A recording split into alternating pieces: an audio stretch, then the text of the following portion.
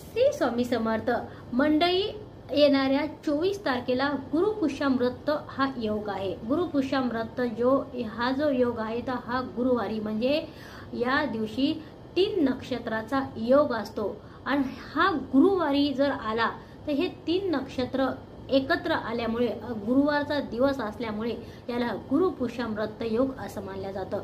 कारण गुरुपुष्यामृत योग या शुभ काळामध्ये घर घेणं, गृहप्रवेश करणं, सोनं घेणं, गाडी घेणं, कोणत्याही शुभ वस्तूचं आपण खरेदी करणं, त्याची पूजा करणं, त्याच्यामध्ये अधिक वाढल्या जातं।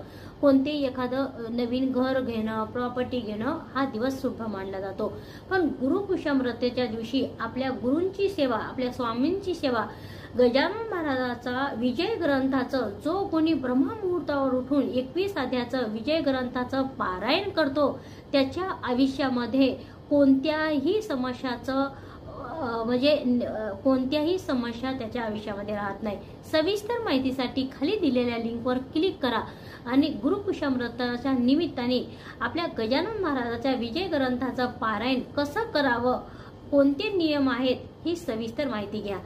श्री स्वामी समर्थ। जय गजानन, श्री गजानन।